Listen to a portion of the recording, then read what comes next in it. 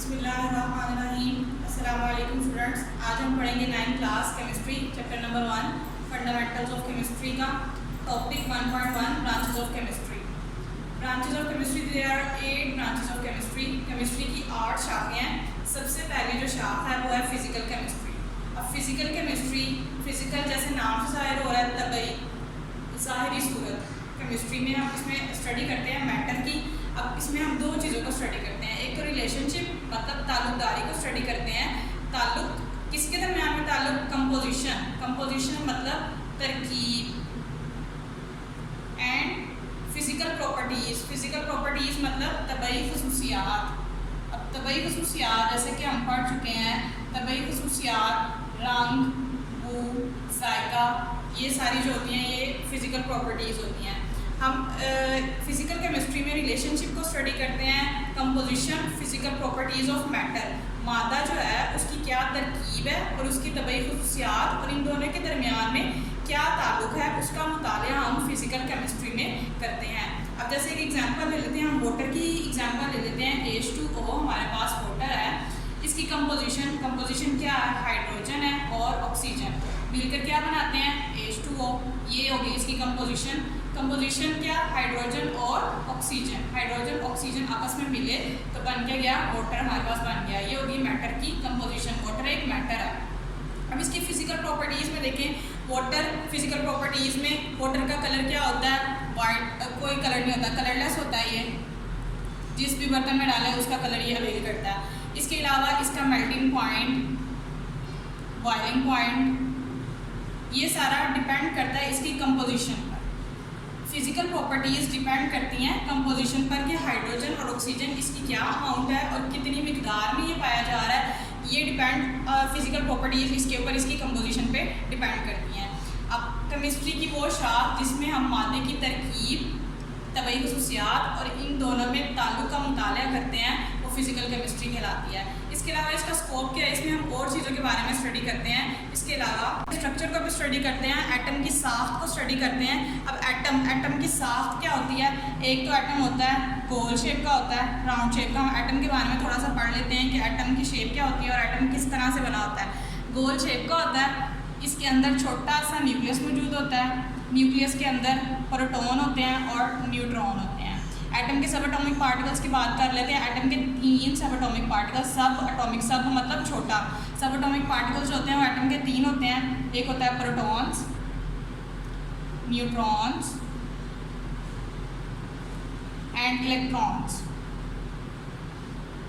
Protons के ऊपर positive charge होता है, इलेक्ट्रॉन के ऊपर नेगेटिव चार्ज होता है। न्यूट्रॉन, न्यूट्रॉन का वर्ड निकला है न्यूट्रल से। न्यूट्रल मतलब हैविंग नो चार्ज, इसके ऊपर कोई भी चार्ज नहीं होता है। N for no, N for neutral से आपने याद रखना है, न्यूट्रॉन के ऊपर कोई चार्ज नहीं होता।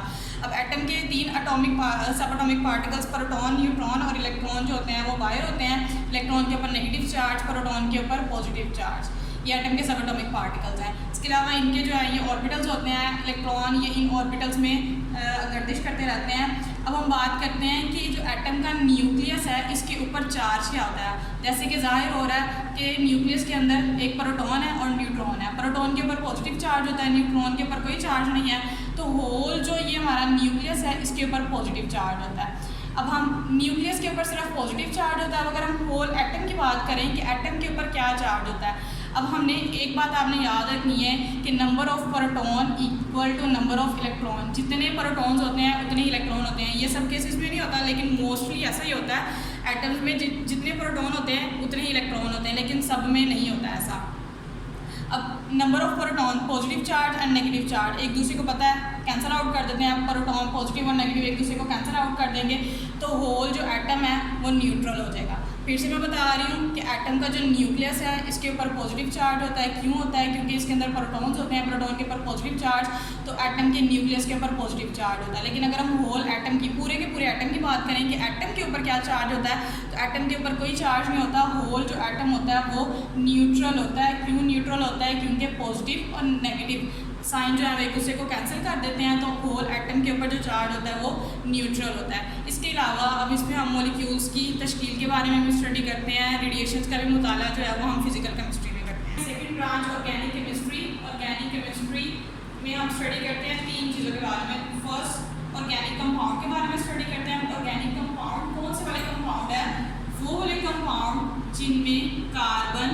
एसेंशियल एलिमेंट्स है। एसेंशियल मतलब ज़रूरी। ऐसे कंपाउंड जिनमें कार्बन पाया जाए उनको हम बोलते हैं ऑर्गेनिक कंपाउंड्स। जैसे कि एक एग्जांपल हम लिख लेते हैं CH3COOH। इनमें देखिए कार्बन है, और भी एलिमेंट्स हैं, हाइड्रोजन है, ऑक्सीजन है, लेकिन कार्बन क्या होगा? Essential organic. एसेंशियल है तो ऐसे कंपाउंड को हम बोलेंगे ऑर्गेनिक कंपाउंड। नेक्स्ट इसमें हाइड्रोकार्बन के बारे में स्टडी करते हैं। अब हाइड्रोकार्बन देखिए नाम से इंडिकेट कर रहा है, हाइड्रो मतलब हाइड्रोजन, कार्बन मतलब कार्बन। ऐसे कंपाउंड जिनमें कार्बन और हाइड्रोजन दोनों पाए जाएं इनको हम बोलते हैं हाइड्रोकार्बन। जैसे कि CH4, मीथेन। मीथेन भी इसकी एग्जांपल है हाइड्रोकार्बन की। देखिए इसमें कार्बन भी है और हाइड्रोजन भी है। हाइड्रोकार्बन के बारे में स्टडी करते हैं हम। And there derivatives. डेरिवेटिव्स मतलब जो इनसे अखज़ किए जाएँ, कार्बन से और हाइड्रोजन से जो अखज़ किए जाएँ उनको हम बोलते हैं डेरिवेटिव्स। जो इनसे निकले हुए हैं उनको हम बोलते हैं डेरिवेटिव्स। जैसे कि इसकी एग्जांपल में हम ले लेते हैं, हमारे पास एक कंपाउंड है CH4 और प्लस हम ले लें NH3। तो अब क्या होगा यहाँ पे? CH3 प्लस NH4 कैसे बना? ये एक जो हाइड्रोजन था वो हमने इसको दे दिया, ये था अमोनिया, इससे क्या बन गया? अमोनियम। अब इसने डेरिवेटिव, ये अमोनिया था, ये इसका क्या बन गया? डेरिवेटिव बन गया। डेरिवेटिव मतलब ये इससे अखज़ किया जाए, अखज़ किया गया। ये जो हमारे पास प्रोडक्ट बना है ये हमने क्या किया? इससे अखज़ किया, तो ये हो गए इसके डेरिवेटिव्स। ये होते हैं डेरिवेटिव्स। अच्छा, ऑर्गेनिक केमिस्ट्री। ऑर्गेनिक केमिस्ट्री में हम 3 चीज़ों का मुताला करते हैं। एक तो ऑर्गेनिक कंपाउंड का मुताला करते हैं। ऑर्गेनिक कंपाउंड को हम कोवलेंट कंपाउंड भी बोलते हैं, कोवलेंट कंपाउंड। इसके अलावा हम हाइड्रोकार्बन के बारे में स्टडी करते हैं और इनके डेरिवेटिव्स जो हैं उनके बारे में हम स्टडी करते हैं ऑर्गेनिक केमिस्ट्री में। नॉर्मली अगर हम बात करें, सिंपली बात करें, तो ऑर्गेनिक केमिस्ट्री में हम सिर्फ 2 एलिमेंट्स के बारे में स्टडी करते हैं। एक तो कार्बन के बारे में स्टडी करते हैं, एक हाइड्रोजन के बारे में स्टडी करते हैं। जिनमें से जो कार्बन है वो एसेंशियल एलिमेंट्स है, कार्बन का होना लाजमी है। कार्बन के साथ ऑक्सीजन भी हो सकता है, नाइट्रोजन भी हो सकता है, कोई भी एलिमेंट्स हो सकता है, हाइड्रोजन भी हो सकता है, लेकिन कार्बन का होना लाजमी है। अब इसका स्कोप क्या है इंडस्ट्री में? स्कोप मतलब कि ये जो ब्रांच है केमिस्ट्री की, ये कहाँ कहाँ पे यूज़ हो रही है, इतला कहाँ, इसकी एप्लीकेशंस कहाँ कहाँ पे है। सबसे पहले पेट्रोलियम में, मतलब जो पेट्रोलियम से बनी हुई पेट्रोलियम जो है उसके बारे में वहाँ पे कार्बन और हाइड्रोजन को यूज़ किया जाता है। इसके अलावा पेट्रोकेमिकल, पेट्रोकेमिकल जो पेट्रोलियम से बनी हुई चीज़ें हैं उनमें कार्बन और हाइड्रोजन पाया जाता है। Third one is pharmaceutical industries. Pharmaceutical industries मतलब जो दवाइयाँ वगैरह, दवाइयाँ वगैरह जो बनाई जाती हैं उनमें इसका इस्तेमाल किया जा रहा है। पेट्रोलियम में भी कार्बन हाइड्रोजन पाया जाता है, पेट्रोकेमिकल में भी carbon hydrogen, pharmaceutical. Third branch of chemistry is inorganic chemistry. Inorganic chemistry, अब इन मतलब not, organic carbon and hydrogen. Organic chemistry में भी हमने पढ़ा है, और ऑर्गेनिक केमिस्ट्री वो वाली केमिस्ट्री जिसमें हम कार्बन और हाइड्रोजन के बारे में स्टडी करते हैं। अब इन नोट लगा दें, मतलब क्या होगा कि इसमें कार्बन और हाइड्रोजन नहीं है।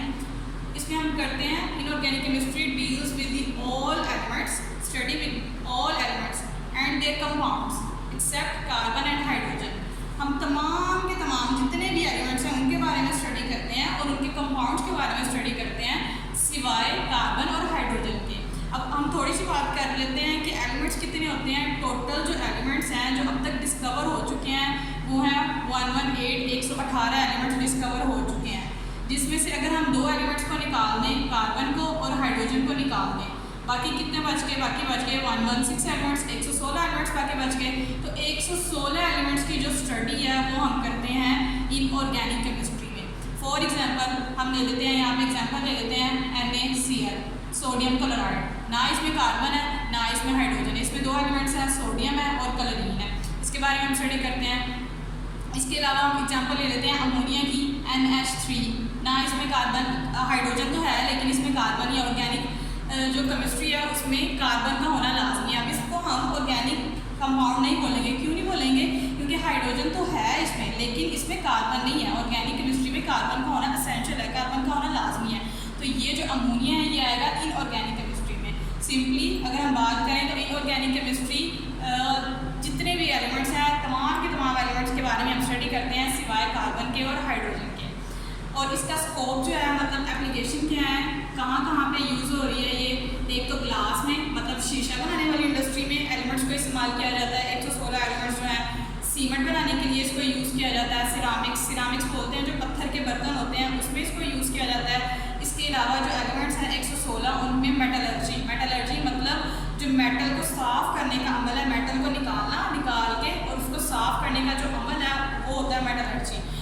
तो बाकी जो कार्बन हाइड्रोजन के अलावा जो 116 एलिमेंट्स हैं वो शीशा साजी में यूज़ किए जाते हैं, सीमेंट बनाने के लिए यूज़ किए जाते हैं, पत्थर के बर्तन बनाने के लिए यूज़ किए जाते हैं। इसके अलावा इनको मेटल को साफ़ करने के लिए इसको यूज़ किया जाता है। 4th branch of chemistry is biochemistry. अब bio mean life. Chemistry definition में हमने पढ़ा था मैटर का structure, composition, reaction of a substance, इसके बारे में हम स्टडी करते हैं।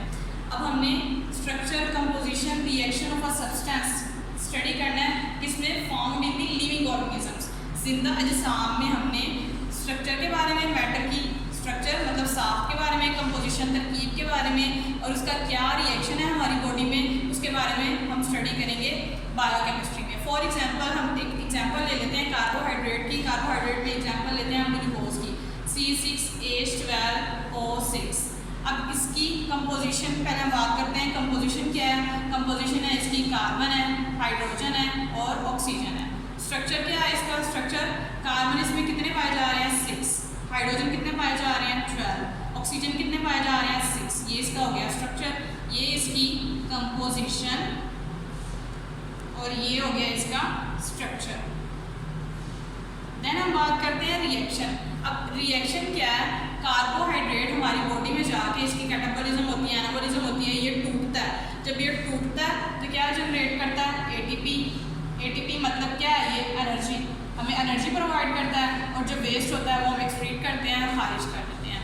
Biochemistry deals with the life of structure, composition, reaction of a substance found in the living organisms. Life के बारे में हम स्टडी जो करते हैं वो हम करते हैं बायोकेमिस्ट्री में।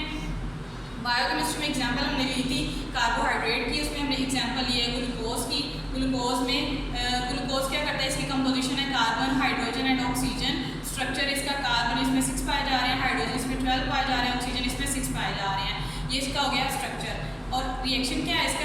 सब्सटेंस है ये, मतलब शय है। इसका रिएक्शन क्या है? ये ATP जनरेट करता है, मतलब ये जब टूटता है तो एनर्जी ATP आती है, एनर्जी बनती है। बायोकेमिस्ट्री का स्कोप क्या है इसका स्कोप यूज़ होता है मेडिसिन में, फूड साइंस में, एग्रीकल्चर में। अब देखें तीनों जो चीज़ें हैं वो जिंदा जिस्म से रिलेट करती हैं, ज़िंदगी से रिलेट करती हैं। एग्रीकल्चर क्या होता है कि फसलें वगैरह पैदा होती हैं, जो पैदा होना। एग्रीकल्चर मतलब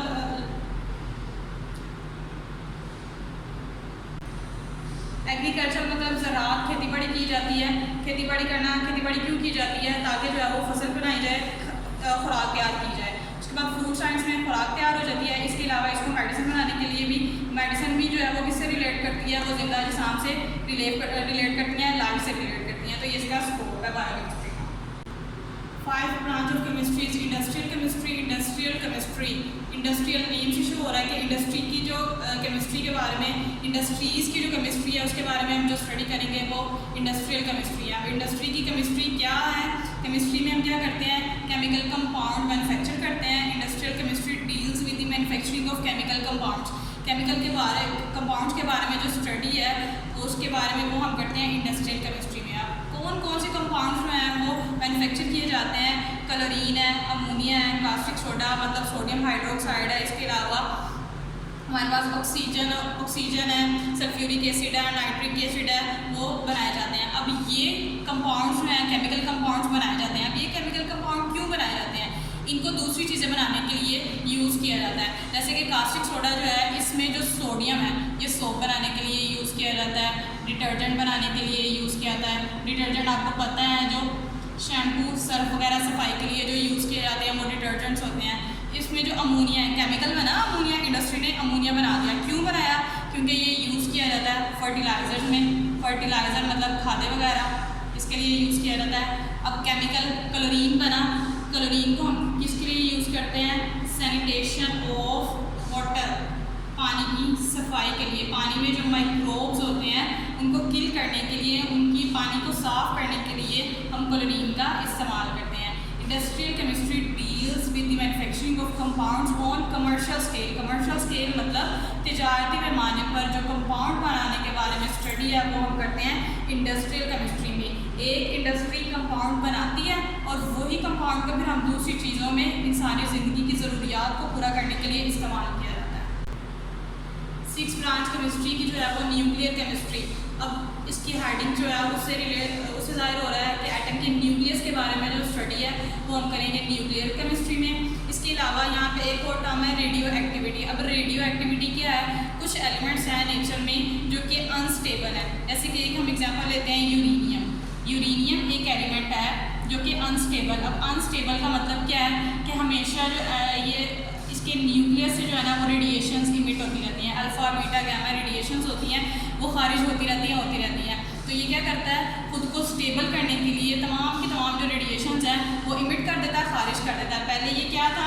अनस्टेबल मतलब इसमें रेडिएशंस खारिज हो रही थी, तो इसने खुद को स्टेबल करने के लिए तमाम की तमाम जो रेडिएशन जो है वो इमिट कर देता है। फिर ये हो जाता है स्टेबल। फिर ये स्टेबल हो जाता है। यूरेनियम एक एलिमेंट है जो कि रेडियो एक्टिव एलिमेंट है। इसी तरह के जितने भी एलिमेंट हैं जिनमें से रेडिएशंस खारिज होती रहती हैं उसको हम बोलते हैं radio active element. Nuclear chemistry में हम एटम के न्यूक्लियस के बारे में स्टडी करते हैं। इसके अलावा हम इसमें रेडियो एक्टिविटी के बारे में स्टडी करते हैं। अब इसका जो स्कोप में हम करते हैं, सबसे पहले इसको यूज़ किया जाता है रेडियोथेरापी। इसका जो लाइफ में बहुत ज़्यादा स्कोप है। थेरापी, रेडियो मतलब रेडिएशंस और थेरापी मतलब ट्रीटमेंट, इलाज। अब इलाज क्या किया जाता है इसका? रेडियोथेरापी में कैंसर के इलाज के लिए इसको इस्तेमाल किया जाता है। कैंसर में क्या होता है? बहुत ज़्यादा तादाद में सेल्स बनना शुरू हो जाते हैं, तो उसको कंट्रोल करने के लिए सेल्स बन रहे होते हैं उसको कंट्रोल करने के लिए हम उसके ऊपर रेडिएशन इमिट करते हैं। इस तरह जो है वो सेल्स जो है वो कंट्रोल हो जाते हैं। इसके अलावा इसका ट्यूमर में इलाज किया जाता है। जहाँ पे गिल्टियाँ वगैरह बनती हैं बॉडी में, तो वहाँ पे ये उस पॉइंट को फोकस करके उसके ऊपर रेडिएशन गिराई जाती हैं, जिससे वो जो है वो गिल्टी वगैरह जो ट्यूमर है, ट्यूमर के इलाज के लिए इसको इस्तेमाल किया जाता है। ट्यूमर जो है वो वहाँ से ख़त्म हो जाती है। न्यूक्लियर केमिस्ट्री का स्कोप में सबसे पहले आ जाता है पावर जनरेशन मतलब बिजली पैदा करने के लिए इसको यूज़ किया जाता है। थर्मल पावर जनरेशन हमने पढ़ा हुआ है कि जहाँ पे जो है वो एटम के न्यूक्लियस को तोड़कर बिजली पैदा की जाती है, उसको हम बोलते हैं पावर जनरेशन। इसके अलावा प्रिजर्वेशन ऑफ फूड। आपने देखा होगा कि जो बेकरी वगैरह है उसमें काफ़ी दिन तक जो फूड है वो स्टोर रहता है, ख़राब नहीं होता। तो उसको क्या किया जाता है? उसको कैन में बंद करके रेडिएशन में गुजारा गया होता है। रेडिएशन से गुजारा गया होता है, इसकी वजह से वो जो खुराक है हमारी वो काफ़ी दिन तक सेव रहती है, महफूज रहती है। इसके अलावा रेडियोथेरापी अभी हम पढ़ चुके हैं। रेडियो मतलब रेडिएशन, थेरापी मतलब ट्रीटमेंट, इलाज। रेडिएशन के ज़रिए जो इलाज किया जाता है उसको हम बोलते हैं रेडियोथेरापी। ये हो गया न्यूक्लियर केमिस्ट्री का scope. 7 branch of chemistry is environmental chemistry. Environment मतलब माहौल से जो रिलेटेड केमिस्ट्री के बारे में हम स्टडी करते हैं वो हम करते हैं इन्वायरमेंटल केमिस्ट्री। अब इसमें दो चीज़ें आ जाती हैं। एक तो आ जाता है पहला जो है वो कंपोनेंट्स। अब कंपोनेंट्स जो इन्वायरमेंट के होते हैं वो दो होते हैं। First one is biotic components and second one is abiotic components. Biotic components में जितनी भी लिविंग थिंग्स हैं वो आ जाती हैं, और एबायोटिक कंपोनेंट्स में नॉन लिविंग। बायोटिक मतलब लिविंग थिंग्स, ए मतलब नॉन लिविंग थिंग्स जितनी भी हैं वो आ जाती हैं एबायोटिक कंपोनेंट्स में। अब लिविंग थिंग्स में हमारे पास कौन सी चीज़ें आ जाती हैं? इसमें हमारे पास इंसेक्ट्स आ जाते हैं, कीड़े मकोड़े आ जाते हैं, बर्ड्स आ जाते हैं, ह्यूमन बींग्स आ जाते हैं। और जो नॉन लिविंग थिंग्स हैं उनमें हमारे पास टेम्परेचर आ जाता है, प्रेशर आ जाता है, वाटर आ जाता है, जितनी भी चीज़ें हैं उनके बारे में स्टडी करते हैं। अब ये हो गए इन्वायरमेंट के कंपोनेंट्स, एक चीज़। दूसरी बात ये, इसमें हम इफेक्ट्स ऑफ ह्यूमन एक्टिविटीज़ के बारे में स्टडी करते हैं कि ये जो कंपोनेंट्स हैं इन्वायरमेंट के, इनका इंसानी सरगर्मियों की वजह से क्या असरात इनके ऊपर पड़ते हैं, लिविंग थिंग्स के ऊपर क्या असरात पड़ते हैं और नॉन लिविंग थिंग्स के ऊपर क्या असरात पड़ते हैं। अब देखिए, जैसे हम इंसान क्या करते हैं, अपनी ज़रूरियात को पूरा करने के लिए इंडस्ट्री लगाते हैं। इंडस्ट्री जब लगाते हैं तो उसमें जो चीज़ें बनाई जाती हैं उन चीज़ों को बनाने के लिए केमिकल्स का यूज़ किया जाता है। अब केमिकल का जो वेस्ट है वो हम जो है वो रिवर्स वगैरह में जो है वो फेंक देते हैं। अब रिवर्स में, दरियाओं में, झीलों में ये केमिकल मिला पानी जाएगा, तो उसमें क्या करेंगे, जो लिविंग थिंग्स हैं, जो हमारे पास फ़िश हैं और इस तरह के जो हमारे पास एनिमल्स हैं, जो फिशेस हो गए, रेप्टाइल्स हो गए, वो अफेक्ट करेंगे। क्यों अफेक्ट करेंगे? गंदा पानी मिला पानी पीने की वजह से उनके मछलियों के गिल्स बंद हो जाते हैं, जिससे उनको सांस की बीमारी हो जाती है और आखिरकार वो मर जाती हैं। ये हो गया वाटर पोल्यूशन कि वाटर पोल्यूट हो रहा है इंसानी सरगर्मियों की वजह से। दूसरा एयर पोल्यूशन होती है। एयर पोल्यूशन किस वजह से होती है कि ये जो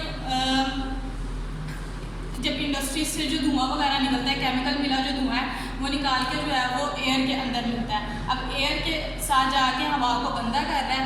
इंसान अगर इसको सांस लेने के लिए हवा हम यूज़ करते हैं तो सांस के जरिए हमारे अंदर जाएगी तो इंसानों को सांस की बीमारी हो जाएगी। इसके अलावा जो हमारा माहौल है, तवाज़ुन है माहौल में, वो बिगड़ रहा है। क्लोरोफ्लोरोकार्बन्स होते हैं केमिकल्स में, वो जाके ओजोन को ख़राब कर रहे हैं, ओजोन में होल हो रहा है, जिसकी वजह से जो अल्ट्रावायलेट रेडिएशन है सूरज की वो ज़मीन तक पहुँचती हैं और इससे जो है वो हमें इंसानों को बीमारियाँ पैदा होती हैं। 8 branch of chemistry is analytical chemistry. Analytical chemistry का वर्ड जो डिराइव हुआ है वो हुआ है एनालिसिस से। अब एनालिसिस क्या है? एनालिसिस मतलब कहते हैं पहचान को, पहचान करना, शनाख्त करना। अब इसकी एग्जांपल से हम समझते हैं। कोई भी सैंपल ले लें, हम उनकी 3 चीज़ों के बारे में स्टडी करते हैं। सैंपल में हम पहले उसकी एनालिसिस करते हैं, फिर हम उसकी सेपरेशन करते हैं, फिर हम उसको आइडेंटिफाई करते हैं। किसी भी सैंपल को कोई भी चीज़ हो सकती है। अब हम एग्जांपल ले लेते हैं इसमें एयर की, हवा की हम एग्जांपल लेते हैं। सबसे पहले हम उसकी एनालिसिस करेंगे। एनालिसिस मतलब कि उसमें कौन कौन से कंपोनेंट्स पाए जा रहे हैं। Air is a mixture of nitrogen, oxygen, carbon dioxide and water vapours. अब इसकी हमने देखना है, फिर हमने इसकी सेपरेशन करनी है। सेपरेशन क्यों करनी है? अब हमने इनमें जो भी हवा में था, जो भी कंपोनेंट्स हैं उसकी हमने सेपरेशन कर दी। सेपरेशन मतलब कि हवा में हमारे पास नाइट्रोजन भी पाई जा रही है, ऑक्सीजन भी पाई जा रही है, कार्बन डाइऑक्साइड भी पाई जा रही है, वाटर वेपर्स भी पाए जा रहे हैं। नाइट्रोजन कितने परसेंट होती है? 78%, ऑक्सीजन 21% और जो बाकी जो है ये दोनों मिलके 1.1% जो है वो बाकी बनाते हैं हवा का। अब आइडेंटिफाई किया हमने इसको। आइडेंटिफाई क्यों किया? सेपरेशन हमने इसकी क्यों की? आइडेंटिफाई करने के लिए। आइडेंटिफाई क्यों किया? कि हमें पता चले कि हवा में कौन कौन से कंपोनेंट्स हैं और कितनी कितनी परसेंटेज में है। ये हमने उसकी हवा की हमने कर लिया एनालिसिस। अब एनालिसिस जो होता है वो 2 तरह का होता है।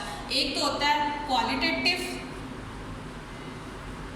क्वालिटेटिव नेम से रिलेट कर रहा है, क्वालिटी से करेगा रिलेट। जिससे हम अगर सोडियम क्लोराइड की एग्जांपल ले लेते हैं, नमक की एग्जांपल ले लेते हैं, तो इसमें ये कितनी क्वालिटी का है, किस तरह की क्वालिटी है, इसकी अच्छी क्वालिटी है या बुरी क्वालिटी है। ये हो गया फर्स्ट वन एनालिसिस हमने किया। सेकंड हमने इसका एनालिसिस जो होता है वो होता है क्वांटिटेटिव। क्वांटिटेटिव मतलब क्वांटिटी से रिलेट करता है कि अगर हम नमक ले लें तो वो कितनी है, 1 किलो है, 2 किलो है, 5 ग्राम है, कितने जो है वो इसकी क्वांटिटी कितनी है। सिंपली अगर हम बात करें तो हम कोई भी सैंपल है जैसे कि सोडियम क्लोराइड ही है, उसकी हमने एनालिसिस करनी है। एनालिसिस के बाद फिर हमने उसकी सेपरेशन करनी है। सेपरेशन के बाद हमने आइडेंटिफाई करना है, पहचान और शनाख्त हो जाती है। जैसे अभी हमने एग्जांपल लिया है एयर की, उसमें हमने उसका एनालिसिस किया है कि इसमें कौन कौन से कंपोनेंट हैं। कंपोनेंट हो गया नाइट्रोजन हो गया, ऑक्सीजन हो गया, carbon dioxide and water vapours. फिर हमने इनकी सेपरेशन करके हमने इनके अमाउंट पता करवाई कि इसमें कितनी कितनी अमाउंट में nitrogen 78, oxygen 21%, carbon dioxide and water vapours दोनों जो है वो मिलकर 1% इसका बनाते हैं। और ये हो गया हमें आइडेंटिफाई, एनालिसिस भी हो गई, पहचान भी हो गई हमारे सारे कंपोनेंट की, सेपरेशन भी हमने कर ली और आइडेंटिफाई भी कर लिया कि कितनी कितनी मिकदार में पाए जा रहे हैं। एनालिटिकल केमिस्ट्री जो एनालिसिस है वो 2 तरह की होती है। एक तो क्वालिटी से रिलेट करती है कि किस तरह की क्वालिटी है, और एक जो है वो क्वांटिटी से रिलेट करती है कि उसकी क्वांटिटी कितनी है, मिकदार कितनी है। एनालिटिकल केमिस्ट्री का जो स्कोप है वो हमें कहाँ हम किस किस चीज़ का तजज़िया, पहचान और शनाख्त करते हैं। सबसे पहले खुराक में हम देखते हैं, खुराक के बारे में जो हम एनालिसिस करते हैं, उसकी पहचान करते हैं, शनाख्त करते हैं। उसके बाद उसकी क्वालिटी देखते हैं, क्वालिटी चेक करते हैं, फूड की अच्छी है बुरी है, क्वांटिटी मिकदार चेक करते हैं। इसके अलावा हम इन्वायरमेंट में हमारे इर्द गिर्द जो चीज़ें पाई जा रही हैं वो किस क्वालिटी की हैं, उसका हम पहचान और शनाख्त करते हैं, उसकी क्वांटिटी को मेजर करते हैं। इसके अलावा वाटर जो है, वाटर का भी हम देखते हैं कि कितनी क्वांटिटी में है और किस क्वालिटी का वाटर जो है वो पाया जा रहा है। एनालिसिस के बारे में हम स्टडी करते हैं, उसके कंपोनेंट्स के बारे में स्टडी करते हैं। इन्वायरमेंट के कंपोनेंट्स के बारे में बायोटिक कंपोनेंट जैसे भी हमने पढ़े उसके बारे में हम स्टडी करते हैं। इसके अलावा क्लिनिकल एनालिसिस मतलब जो क्लिनिक में जो क्लिनिक 2 तरह के हो सकते हैं, जो डॉक्टर्स के क्लिनिक हैं उस तरह जो चीज़ें वहाँ पे पाई जा रही हैं उनके जो सैंपल्स वगैरह उसके बारे में। इसके अलावा अगर हम पढ़ते हैं कि हमारी लैब जो है उसमें जितनी भी आलात हैं, इंस्ट्रूमेंट्स वगैरह पाए जा रहे हैं, उसका जो हमारे सैंपल के बारे में एनालिसिस वगैरह जो है वो क्लिनिकल एनालिसिस में आ जाता है। Thank you.